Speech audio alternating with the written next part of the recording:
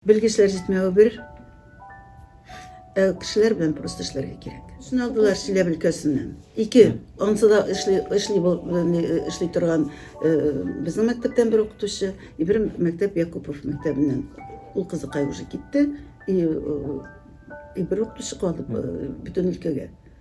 Быел менә тагы бер урын, 1200 урын укытучылар җитми. Укытучыларга кирәк статус, беренчедән аларның документы булырга тиеш, хотя бы ниндидер переподготовка кирәк, хотя бы ниндидер сертификат кирәк.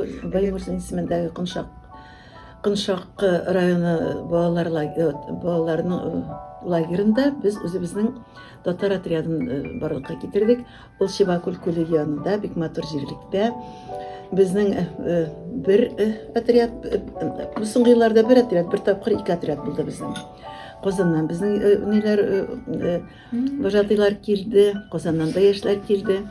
Инде соңгы елларда үзебезнең белән безнең отрядта 25ләп бала һәрвакыт.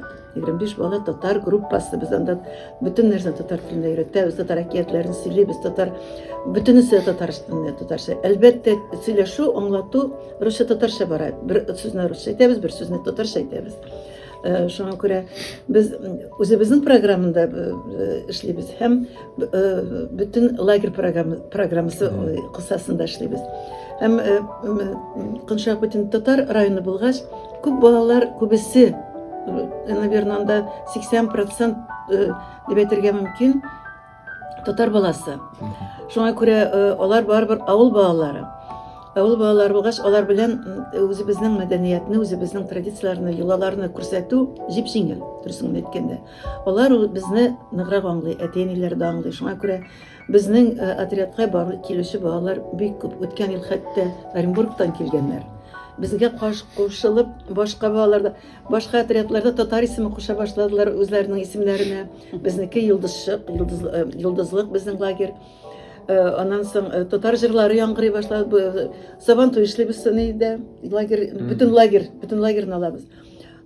Токмаш кисәргә өйрәтәбез, бөтенесендә бөтен лагерьне өйрәтәбез, дөресен әйткәндә.